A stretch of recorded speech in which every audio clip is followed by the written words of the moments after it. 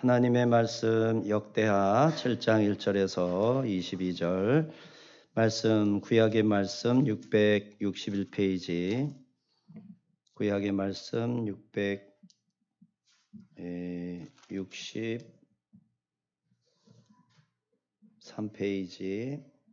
7장 1절에서 22절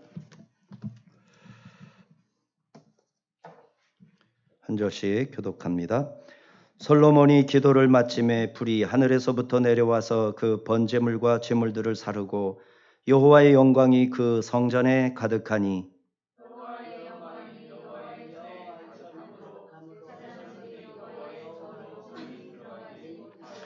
이스라엘 모든 자손은 불이 내리는 것과 여호와의 영광이 성전 위에 있는 것을 보고 돌을 깐 땅에 엎드려 경배하며 여호와께 감사하여 이르되 선하시도다 그의 인자하심이 영원하도다 하니라.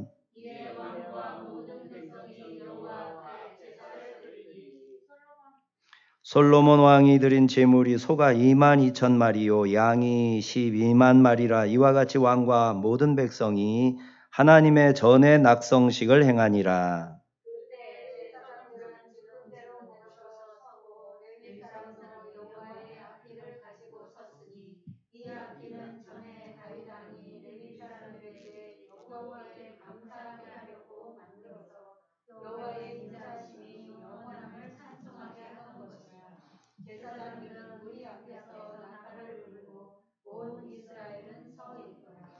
솔로몬이 또 여호와의 전 앞들 가운데를 거룩하게 하고 거기서 번제물과 화목제의 기름을 드렸으니 이는 솔로몬이 지은 놋제단이 능히 그 번제물과 소제물과 기름을 용납할 수 없음이더라.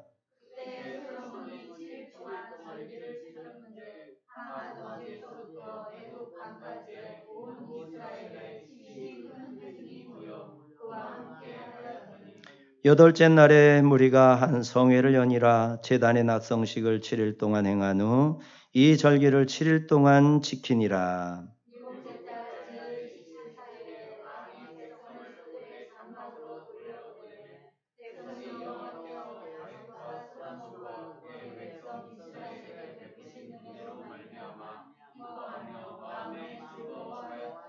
솔로몬이 여호와의 전과 왕궁 건축을 마치고 솔로몬의 심중에 여호와의 전과 자기의 궁궐에 그가 이루고자 한 것을 다 형통하게 이루니라.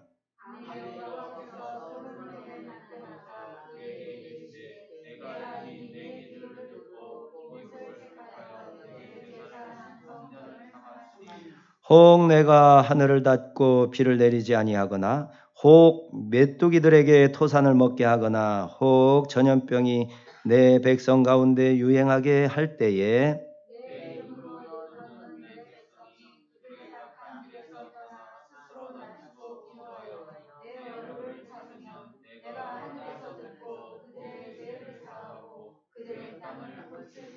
이제 이곳에서 하는 기도에 내가 눈을 들고 귀를 기울이리니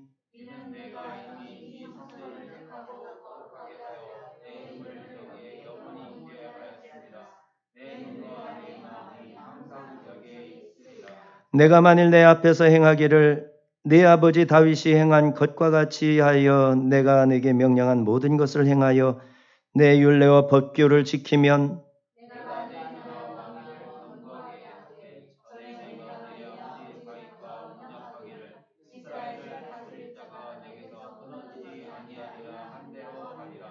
그러나 너희가 만일 돌아서서 내가 너희 앞에 둔 내 율례와 명령을 버리고 가서 다른 신들을 섬겨 그들을 경배하면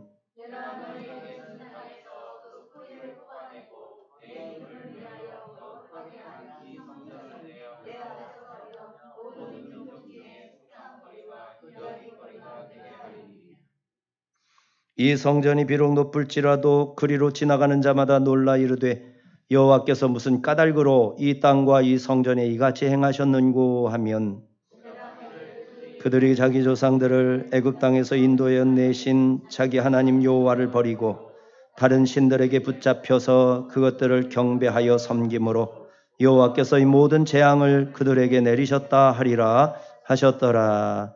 아멘.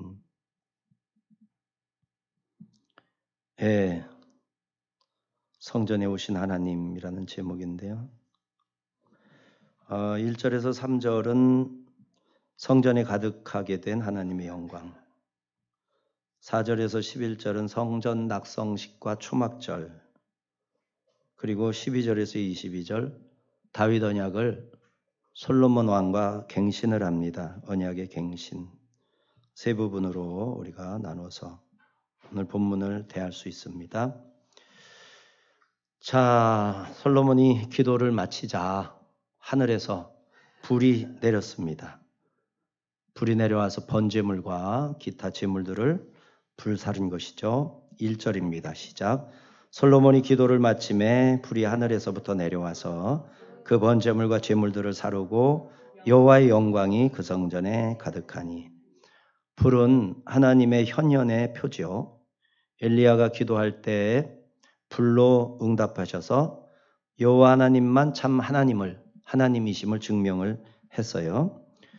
또 불이 임하였다라는 것은 그 제물을 하나님이 받으셨다라는 표이기도 합니다.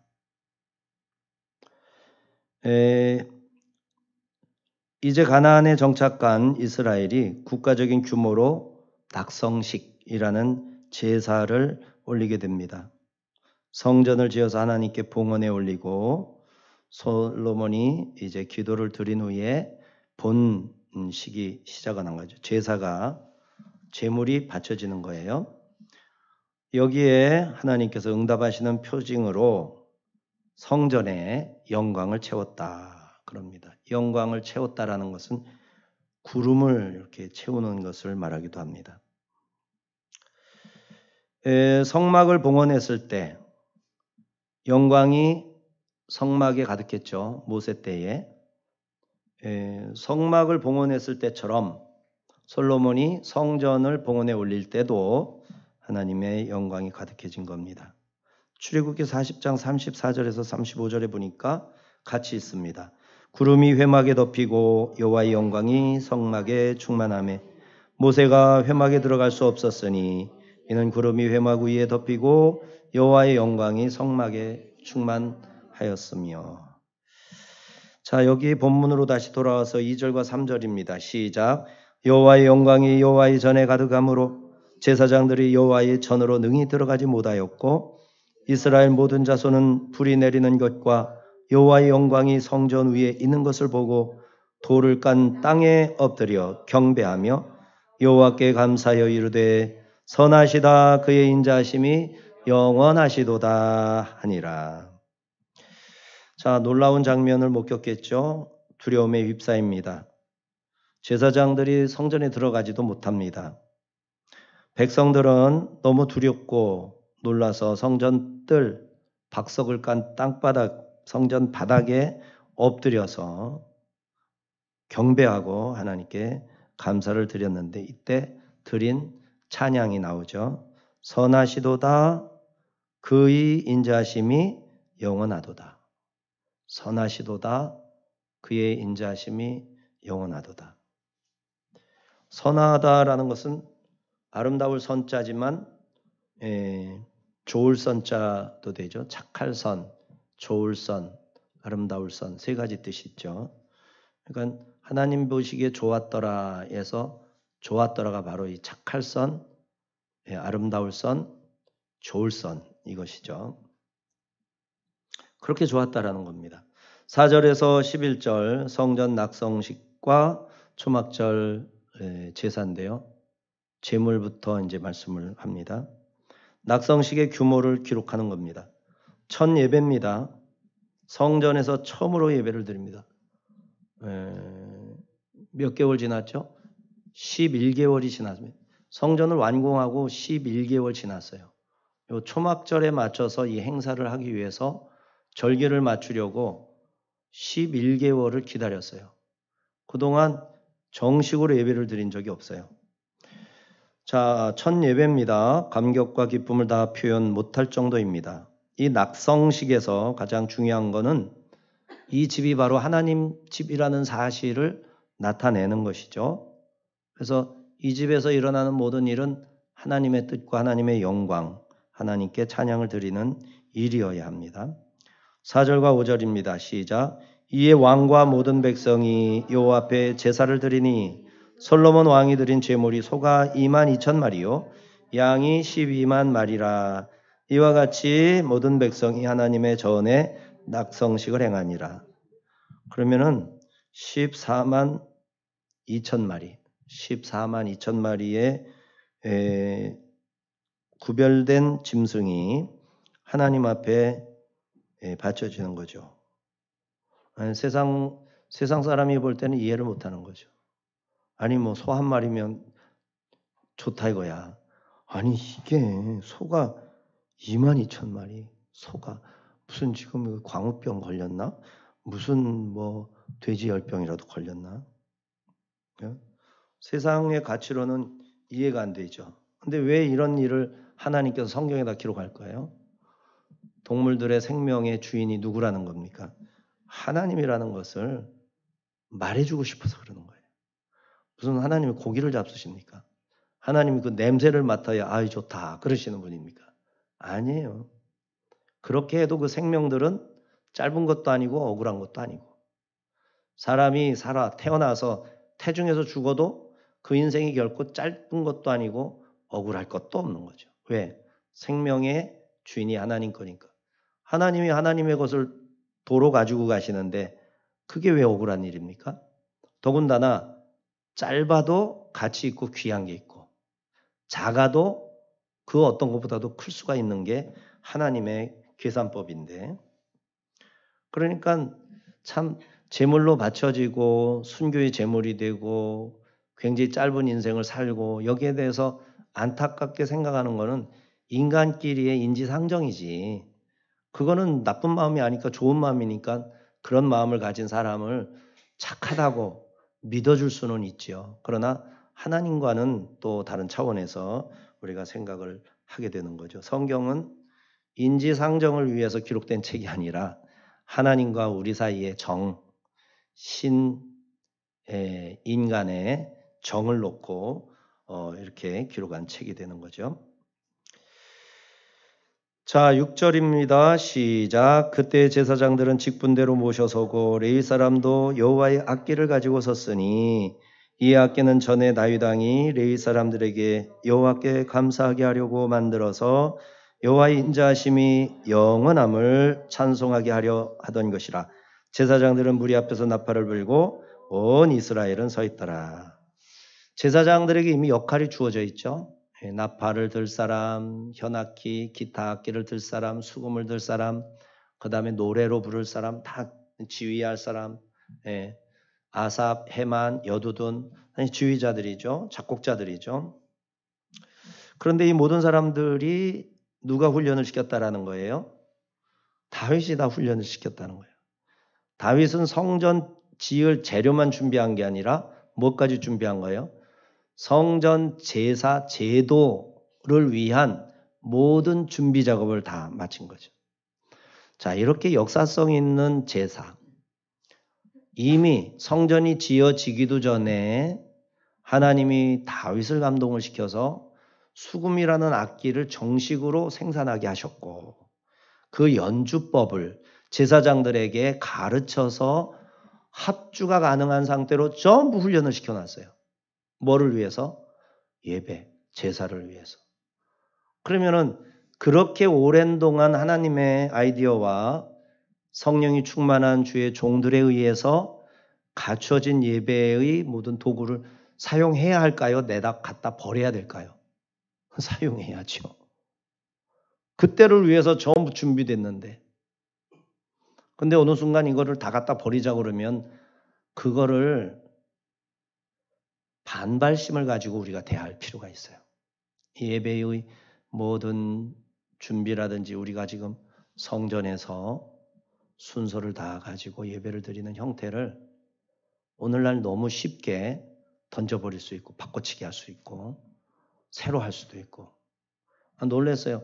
그 잘잘법이라는 거에 대해서 참 언짢은 마음이 가득한 게 지지난주 2주간 동안이었는데 이번 주간에는 제가 되게 존경하는 이재철 목사님이 나와가지고 또 잘잘법에서 말씀을 전하는 거야. 이제 100주년 기념교회.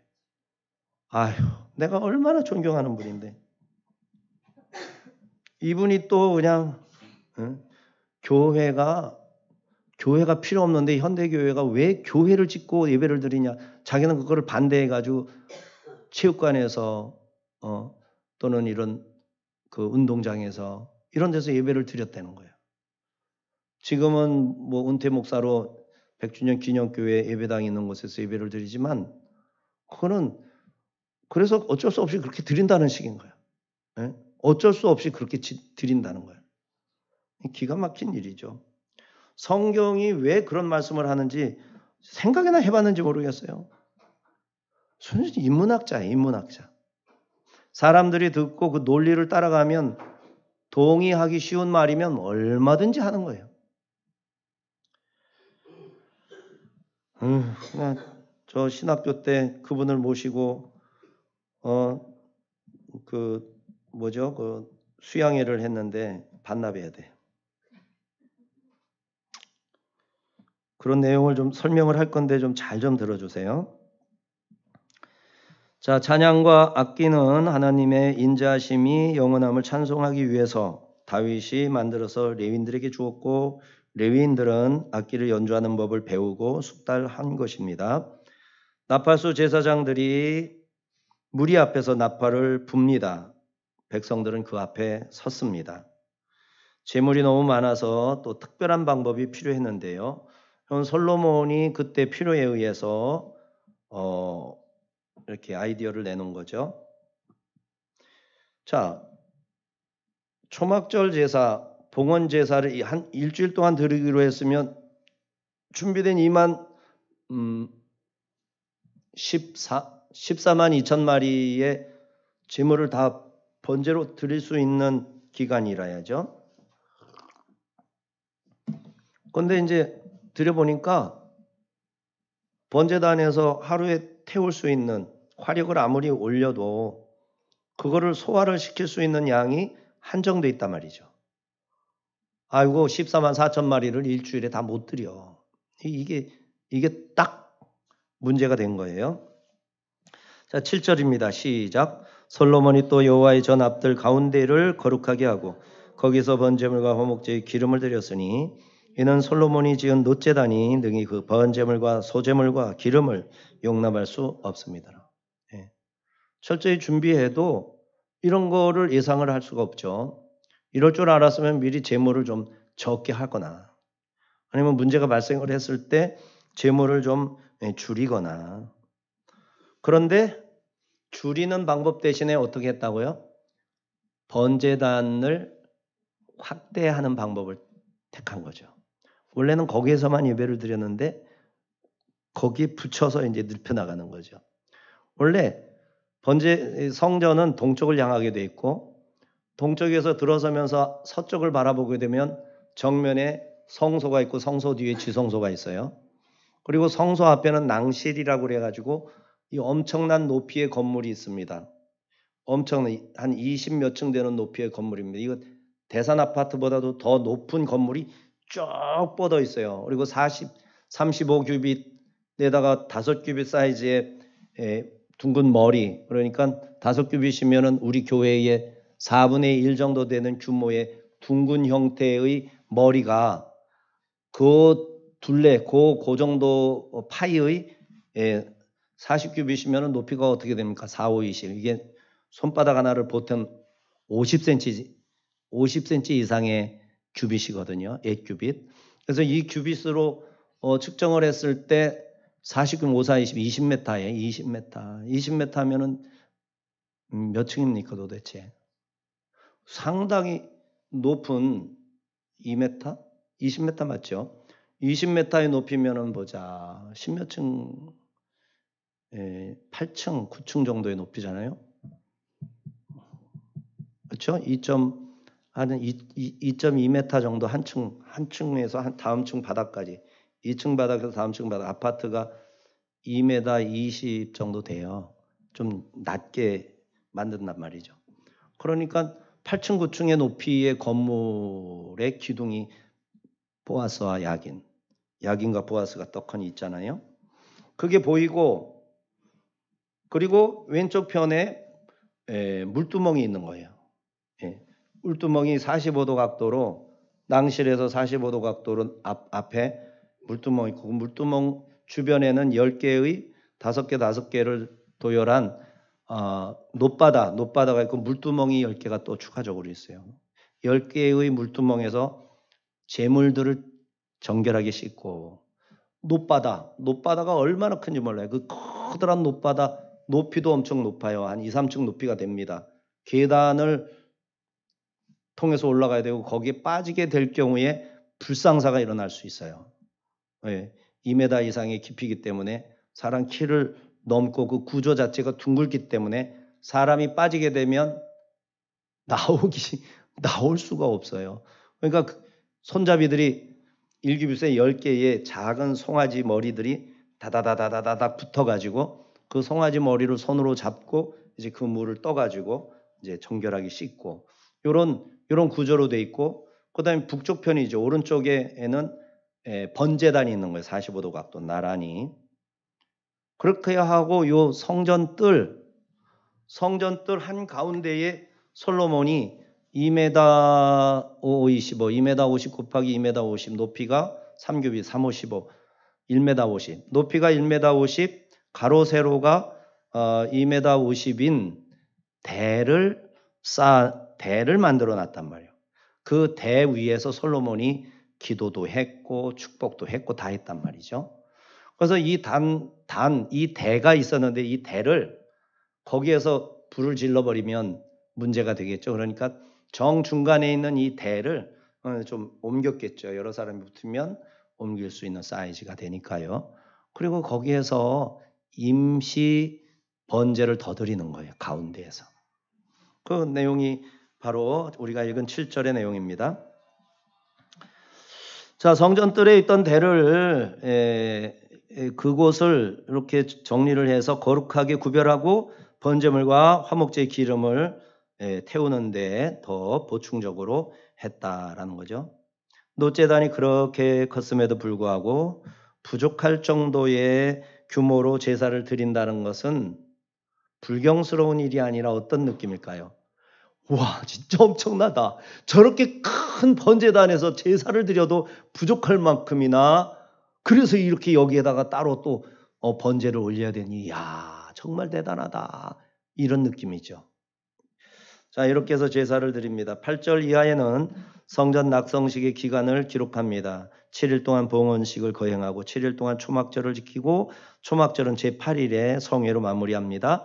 자, 8절에서 10절을 같이 읽습니다. 시작. 그때 솔로몬이 7일 동안 절기를 지켰는데 하맛 어귀에서부터 애굽 강까지의 온 이스라엘에 심히 큰 회중이 모여 그와 함께 하였더니 8째 날에 무리가 한 성회를 여니라. 제단의 낙성식을 7일 동안 행한 후 이 절기를 7일 동안 지키니라.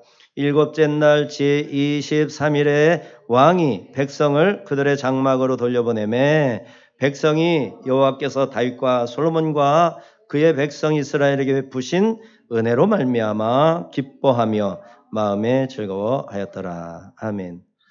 그러니까 초막절이 끝난 다음 날은 7월 22일이죠. 8일째는 7월 22일이고 9일째가 되는 날은 23일인데 23일 날 다 집으로 가라 그런 거죠. 초막절은 축제의 의미가 큽니다.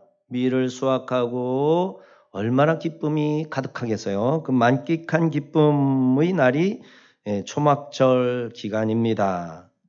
그런데 이런 기쁨의 추수기에 조상들의 삶의 터전이 무엇이었는지를 기억하는 게 초막절입니다. 정착생활을 가나안 땅에서 정착생활을 하면 사실 모든 게 풍요롭잖아요. 근데 초막절을 꼭 지켰어야 돼요. 왜? 아브라함에게 너는 본토 친척 아비 집을 떠나 내가 지시할 땅으로 가라 했을 때 가나안으로 보냈는데 가나안을 온통 다 점령해가지고 옥토에서 살 수 있는 기회가 여러 차례 있었어요. 예컨대 사회의 동맹과 저 윗지방에 그 갈대아 동맹 두 동맹이 전쟁을 했을 때 최후의 승자가 누구였냐면은 바로 아브라함이었잖아요. 400명의 집에서 길리운 군인들을 데리고 추격전을 벌여가지고 롯도 데리고 왔을 뿐만 아니라 거의 그들라오멜, 함무라비 대왕으로 알고 있는 그 함무라비까지 박살을 내고 돌아온 게 아브라함의 사회전쟁이에요. 그 당시 함무라비를 박살을 내면 그 사람은 전 세계를 장악하고 전 세계를 지배할 수 있는 이미 힘이 입증돼 버린 거예요. 자기 맘먹게 달랐어요. 근데 그야말로 에스골 삼형제가 사는 곳으로 와가지고 에스골 삼형제에게 그나마 이 헤브론 땅도 넘겨주고 자기는 거기서 나와가지고 또 방황하며 사는 거야. 이게 하나님께서 아브라함과 이삭과 야곱에게 명하신 삶입니다. 정착을 못하는 거예요. 왜? 갈대아 우르에서 빼내올 때는 시날 평지에서 바벨탑을 건설하고 거기에서 인간의 문명이 극대화되어 가지고 어마어마한 문명을 발전시켰어요. 이미 지금의 이 별을 보는 점성법 이런 것들이 그때 이미 다 되어 있었어요. 그리고 노아 시대 이전에 함의 후손들에게서 유발이다. 유발과 누구죠? 두소를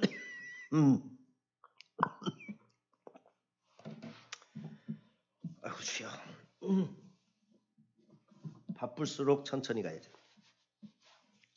유발 또 누가 있죠? 나발은 딴 데서 나오는데 퉁소를 맡고 그죠? 이런 그 악기를 다스리고 문학, 그다음에 문학을 비롯해 가지고 이런 예술, 음악 같은 거 이런 것들이 그 당시 이미 발달할 대로 발달해 있었어요. 그거를 다 하나님이 멸하신 이유가 뭐겠어요? 그렇게 살지 말라는 거예요. 대도시 하나님은 반대예요. 갈대아우르 반대하셨어요. 바벨론 반대하셨어요. 하나님은 대도시에서 정착을 안 시켜요. 이스라엘 백성들이 요셉의 덕에 이집트를 그냥 한꺼번에 삼켜버릴 수 있었잖아요. 하나님이 반대하신 거예요. 거기에서 아예 노예로 만들어버리셨죠. 고생시키는 거예요. 그리고 거기서 또 대도시 문명의 주인 노릇을 할 수 있는 처지에서 노예로 만들더니 그 당시에서 다시 데리고 와서 가나안에 집어넣는 거란 말이에요. 이런 하나님이 자기 백성을 어떻게 이끌고 가는지 그리고 왜 그렇게 하는지는 성경을 잘 보면 선명하게 나타납니다. 결코 그리스도인들이 풍요를 누리고 엄청난 세상의 주인처럼 살아가는 것 성경과 정반대입니다. 오히려 아브라함과 이삭과 야곱처럼 결핍 가운데 가난과 싸우고 그 속에서 만나는 이웃들에게 친절을 베풀고 남들이 할 수 없는 그것을 해내는 것, 남들이 포기하는 상태에서 다시 일어나는 방식, 남들은 상그지가 돼가지고 뭘 할 수 있어? 저런 사람 아무 쓸모가 없어. 그런 사람을 하나님이 들어서 부끄럽게 만든 거예요. 오히려 이것이 하나님의 방식임을 우리가 놓쳐서는 안 돼요. 그래서 이스라엘 백성들에게 명한 절기 중에 초막절이 존재하는 겁니다.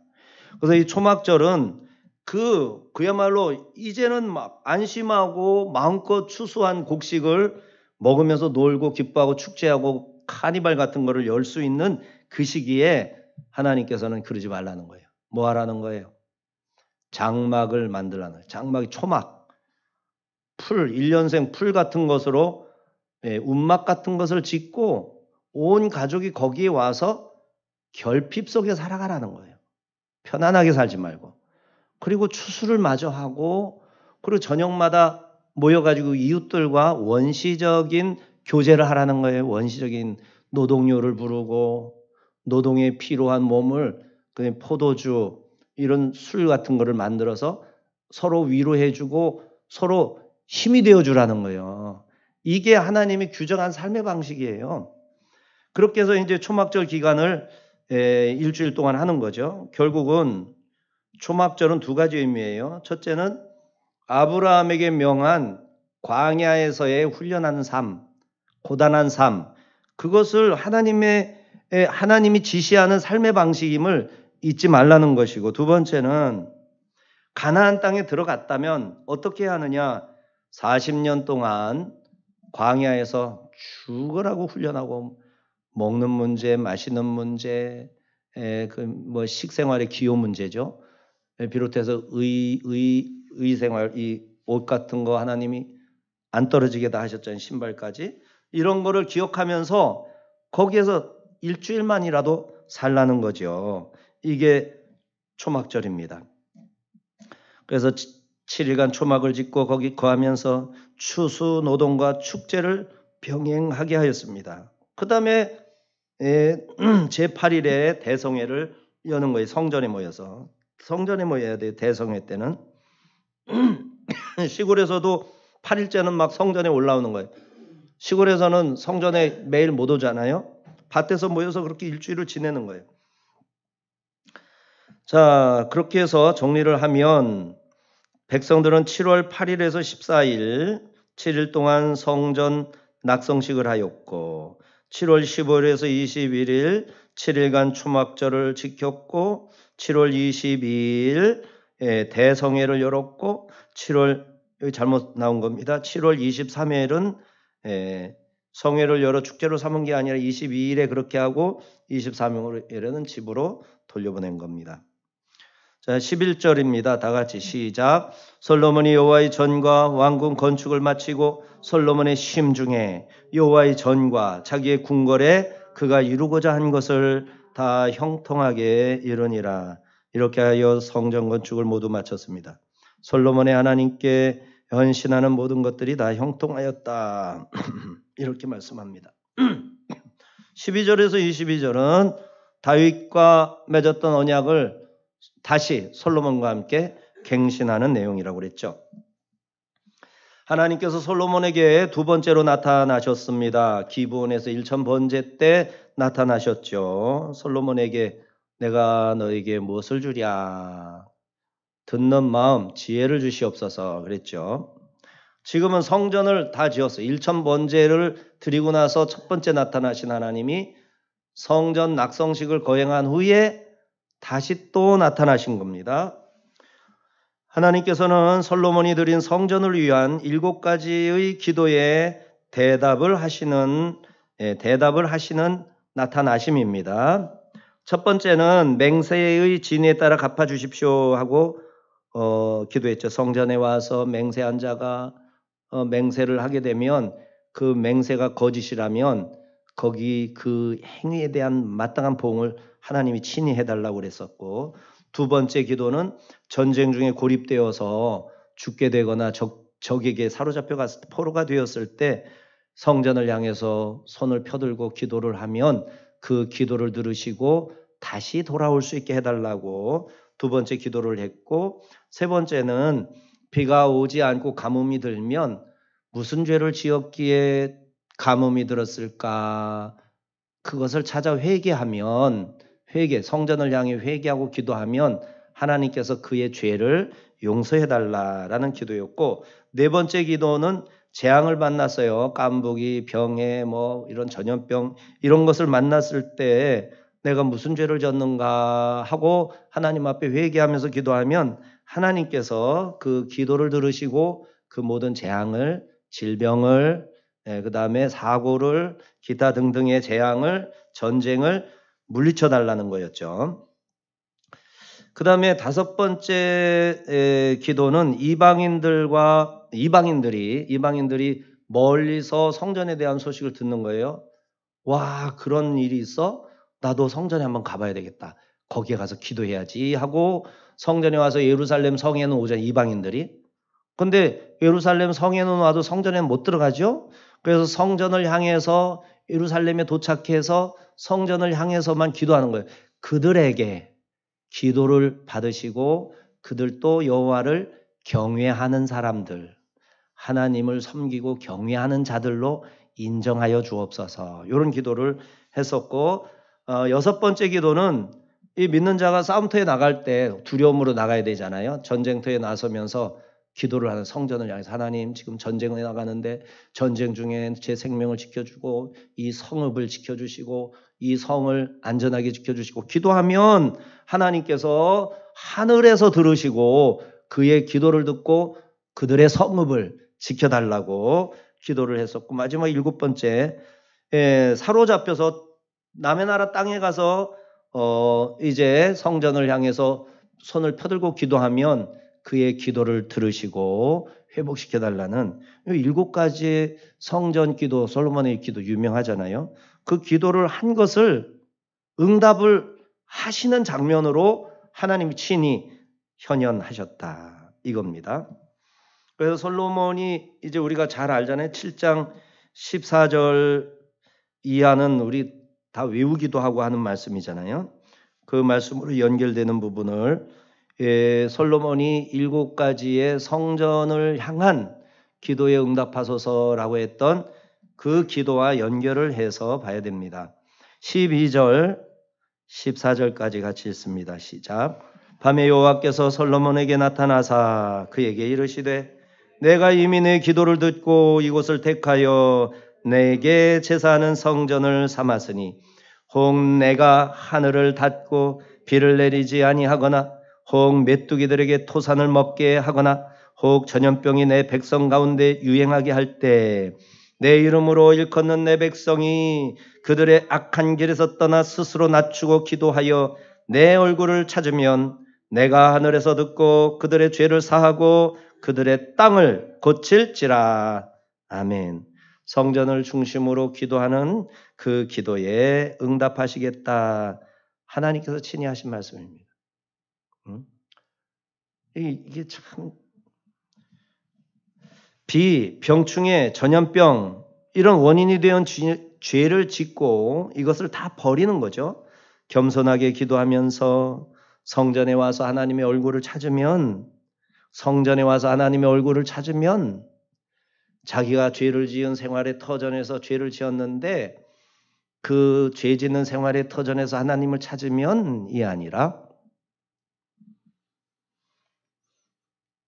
자기의 삶의 터전에서 죄를 짓고 맘대로 살다가 어려움을 겪게 되어서 하나님의 성전에 가서 하나님을 찾으면 어떤 일이 있다고요? 하나님은 성전에서 기도를 들으십니까? 14절.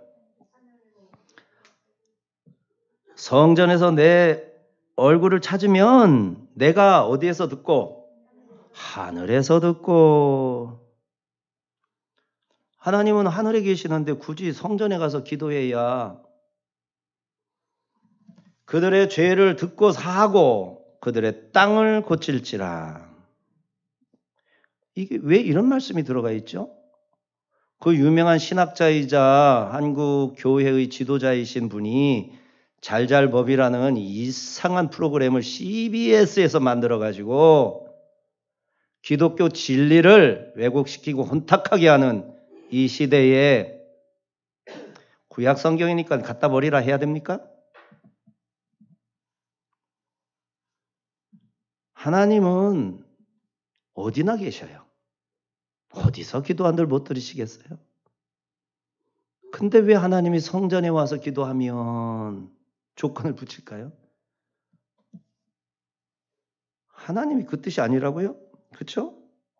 그 뜻이 아닌가요? 솔로몬이 지금 왕이 돼가지고 왕권을 강화하기 위해서 이런 일을 벌이고 있는 겁니까? 그렇게 얘기하잖아요.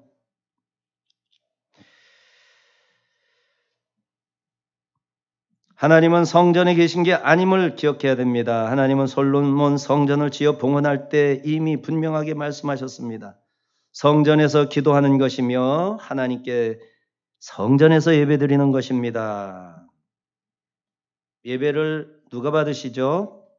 하나님이. 어디에서 받으시죠? 하늘에서 받으시는 거예요. 기도하면 하나님이 들으시는 거예요. 어디에서 기도하죠? 성전에서 기도. 하나님이 어디에서 들으시는 거죠? 하늘에서 들으시는 겁니다. 이거를 성경에서 누가 몰라요? 성경만 읽으면 아는 거를. 그런데 그거 성경만 읽으면 아는 것을 왜 이상하게 해석을 해가지고 잘못 가르치냐 말이죠.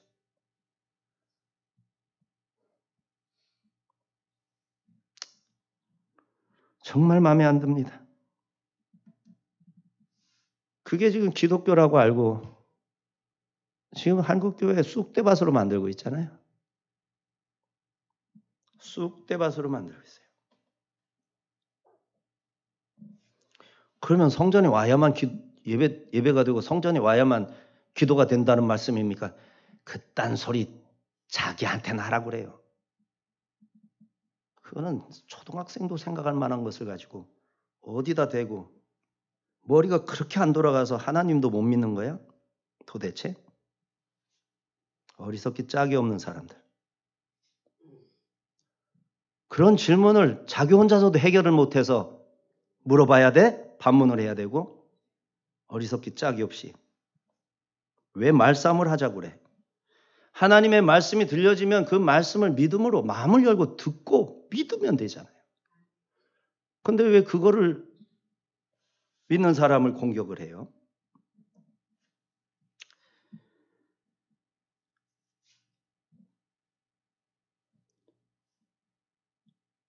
자, 하나님의 백성들은 어디에 있든지 그곳에서 기도할 수 있는 겁니다. 가정에서도 직장에서도 예배 드리는 겁니다. 그러나 아무 데서나 예배 드리는 것과 절기와 율법이 규정한 대로 정해진 장소에서 율법에 따라 안식일 곧 주일에 성전에 예배 드리는 모든 예배를 다 짬뽕시켜서 마치 하나님의 말씀이 괜히 쓸데없이 두꺼운 것처럼 성경책이 괜히 쓸데없이 두껍게 인쇄된 것처럼 책값 올리려고 하나님이 지 생각에 너무나도 명백하고 명석해가지고 성경이 이렇게 두꺼울 필요가 없는 것을 두껍게 만들어서 자기는 쓸데없이 두껍게 만든 얘기 안 읽어? 간단하고 명료하게 믿으면 좋겠다고? 한국교회 전부 좀 들었으면 좋겠어요, 이런 말씀을.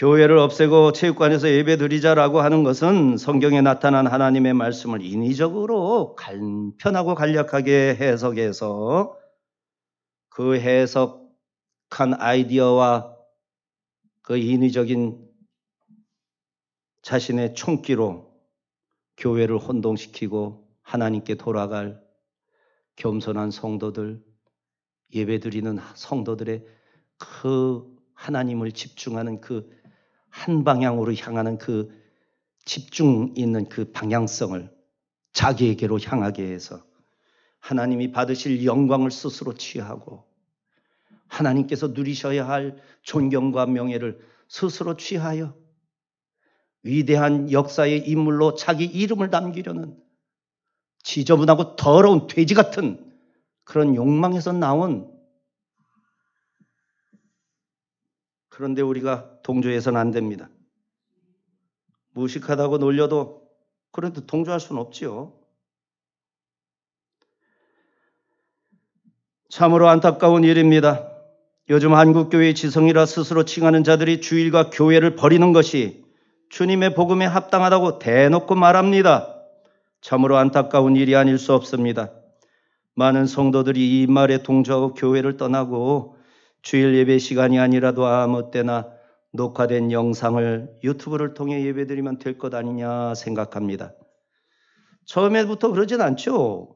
처음에는 어쩌다 예배 시간 놓쳤으니 아예 거르고 예배드리지 않는 것보다 늦더라도 재방송 보면서 연속극을 보듯이 그렇게라도 예배드리는 것이 예배가 아니겠느냐 하겠지만 그나마도 그리 오래가지 못합니다.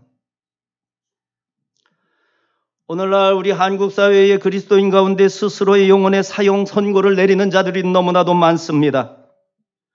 육신의 몸도 제가 만들어 살아가는 것이 아니라 신체 수지 부모라 하여 조심해서 살아가는 법이거늘 영혼을, 몸뿐 아니라 영혼을 지으시고 우리에게 맡기신 하나님의 뜻을 쳐버리고 자신의 영혼은 욕심으로 세상에 팔아치우고 자신의 양심을 돈과 안일에 팔아치워버리고 스스로에게 사형 선고하듯 멸망길을 자초하는 자들이 너무나도 많다 이 말입니다.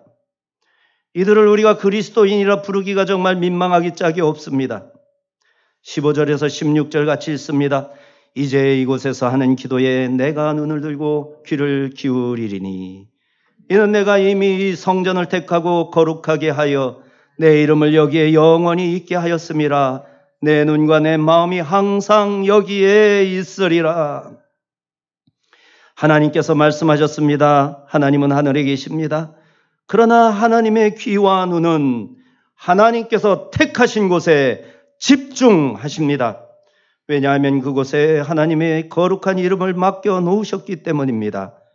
그래서 하나님의 눈과 마음이 항상 성전, 곧 이 시대의 교회에 있는 것입니다. 우리는 어리석은 말쟁이들이 되지 말아야 합니다.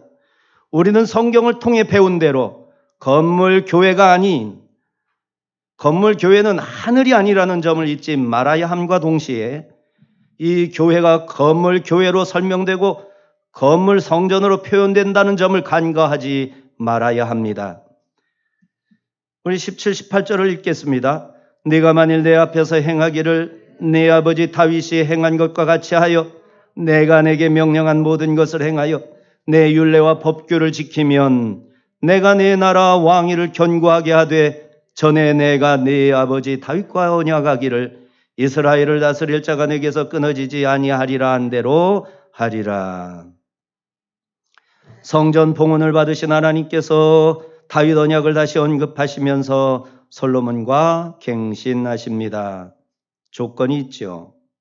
다윗처럼 행한다면, 나의 명령을 다 행한다면, 내 율례와 법규를 지키면 17절이죠. 그러면 언약을 주시는데 언약의 내용은 너의 나라와 왕위를 견고하게 하고 다윗의 언약대로 너희 후손이 대대로 이스라엘을 다스리게 될 것이다 입니다. 안타깝게도 솔로몬은 하나님을 경외하고 듣는 마음이 있어 지혜로웠지만 다윗과 같이 행하지는 못했습니다. 솔로몬 이후 다윗 왕조는 빠르게 쇠퇴하여 갔습니다. 이에 대한 말씀을 19절 이하에 주십니다. 19절 20절 시작. 그러나 너희가 만일 돌아서서 내가 너희 앞에 둔 내 율례와 명령을 버리고 가서 다른 신들을 섬겨 그들을 경배하면 내가 너희에게 준 땅에서 그 뿌리를 뽑아내고 내 이름을 위하여 거룩하게 한 이 성전을 내 앞에서 버려 모든 민족 중에 속담거리와 이야깃거리가 되게 하리니. 참으로 안타깝습니다. 이 안타까운 이 말씀에서도 이 저주의 조건과 결과를 살펴보아야겠습니다. 조건은 하나님께 등을 돌려 돌아서면, 너희 앞에 둔 율례와 명령을 버리고 가면, 다른 신들을 섬겨 경배하면 19절이죠. 그 다음에 20절의 결과는 너희에게 준 땅 너희 기업들을 뿌리 뽑아버리고 내 이름을 둔 성전, 하나님의 이름으로 세워진 교회를 하나님의 눈 앞에서 버려 모든 민족과 나라들의 속담거리가 되게 하겠다 하신 것입니다. 자, 21, 22절 속담이 어떻게 전개되는지 말씀하십니다. 같이 읽습니다. 이 성전이 비록 높을지라도 그리로 지나가는 자마다 놀라 이르되 여호와께서 무슨 까닭으로 이 땅과 이 성전에 이같이 행하셨는고 하면 대답하기를 그들이 자기 조상들을 애굽 땅에서 인도하여 내신 자기 하나님 여호와를 버리고 다른 신들에게 붙잡혀서 그것들을 경배하여 섬김으로 여호와께서 이 모든 재앙을 그들에게 내리셨다 하리라 하셨더라. 참으로 참혹한 말씀입니다. 이 참혹한 말씀이 그대로 이루어졌습니다. 성전이 높았어도 그 밑에 지나가는 이들이 아니 하나님이 자기 이름으로 지어진 성전을 어째서 이렇게 하였을까? 예루살렘 성전에 가면 성지 순례자들도 이 말 하게 되고 그 이슬람 교도들도 다 이 말을 합니다. 답은 삼척 동자라도 다 알 것이다 합니다. 자기 조상들을 애굽 땅에서 인도해 내신 자기 하나님을 버리고 다른 신들에게 붙잡혀 그들에게 경배하여 섬김으로 여호와께서 그 모든 재앙을 그들에게 내리셨다라고 지나가는 사람들이 자기들끼리 다 답을 질문도 하고 답을 주기도 하고 할 것이라는 거예요. 실제로 그런 일이 오늘날 그대로 되풀이되고 있습니다.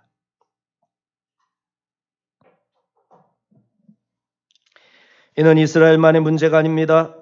하나님의 아들을 버린 모든 교회들에게 그대로 적용될 말씀입니다. 자신의 구주 예수 그리스도를 버린 자들에게 피치 못할 말씀이 될 하나님께서 친히 하신 말씀인 것입니다. 기도합니다. 고맙고 감사하신 주여, 오늘도 저희들을 주의 제단으로 불러서 두렵고 미하신 말씀을 또 들려주셨나이다. 솔로몬이 성전을 짓고 하나님은 그 성전에 눈과 귀와 그리고 마음을 그리고 그 이름의 명예를 성전에 두셨다 말씀하십니다. 그것이 하도 안타깝지만 오염이 되어서 악한 자들, 거짓된 신앙인들에게 점령을 당하고 하나님의 영광은 간 곳 없어지자 하나님께서는 솔로몬에게 말씀하신 대로 그것을 이방인들에게 주어버려 거기에는 무너짐과 속담거리가 되었을 뿐이고 말았습니다. 주여, 예수 그리스도께서 다윗 언약을 갱신한 솔로몬의 언약, 또 그것들을 갱신하여 속죄 어린 양이 진이 되사 우리의 모든 허물과 죄를 용서하시고 결코 하나님 앞에 나갈 수 없던 죄인들을 예수 이름 의지해서 하나님께 나아가 회개 자복하고 주님의 구원의 손길에 응답하기만 하면 구원받고 영원한 생명을 얻게 하시며 하나님의 자녀로 살게 하였나이다. 성전을 폐하시고 회당까지 폐하시며 교회로 바꾸어 교회를 통해서 하나님을 예배케 하셨으나 이 예배당이 하나님 계신 곳은 아니고 언제나 하나님은 하늘에 계시고 우리의 마음과 교회에 하나님이 우리 속에서 영적으로 임하셔서 우리를 친히 다스리시나이다. 믿는 자라면 누구든지 아멘할 이 말씀을 버리고 성전을 폐해야 된다, 교회를 없애도 된다, 이 어려운 시대에 모여서 예배드림으로 희생을 자초하지 말고 교회가 거짓으로 가득 찬 정치인들의 그 거짓된 행실에 앞장서서 협력하여 예배를 폐하고 안식일도 폐하고 모이기를 폐하자, 모이기를 폐하자. 이구동성으로 목회자들이, 성도들이 그렇게 따라가고 있는 것이 오늘의 한국교회 모습이요 세계 교회의 현실입니다. 아버지 하나님, 온갖 거짓을 멸하 주시옵소서. 하나님의 성전에 나가서 우리에게 찾아온 질병 왜 찾아왔는지, 우리에게 임한 모든 기근, 재앙, 전쟁 이런 것들이 왜 시작되었는지 하나님 전에 나와서 하나님께 묻고 기도하고 발견되는 족적 회개하고 자복하고 용서를 구하면 하나님께서 들으시고 땅을 고쳐주시고 그 마음을 고쳐주시고 교회를 온전케 하시고 하나님 나라를 새롭게 건설하여 가신다 말씀하셨건만 하나님의 이 말씀을 전해야 할 자들이 교회에 모이지 않아도 되고 유튜브 시대에 유튜브를 통해서 예배드리면 제3의 종교 개혁인이 운운하며 하나님의 말씀을 마음대로 해석하고 거짓되게 가르치는 그 시대입니다. 그들이 많은 성도들에게 존경을 받고 그들의 가르침에 반대하는 이들은 손가락질의 대상이고 멸시의 대상이 되어버린 이 시대, 아버지 하나님이여, 멸시받고 짓밟힌다 할지라도, 침뱉음을 당하고 매를 맞는다 할지라도, 미움의 대상이 되어 교회를 멸하고 신앙인들을 죽이려는 자들에게 팔림바 되어서 그들에게 사로잡혀 처절하고 비참하게 죽임을 당한다 하더라도 양보하지 말게 하옵소서. 믿음을 지키고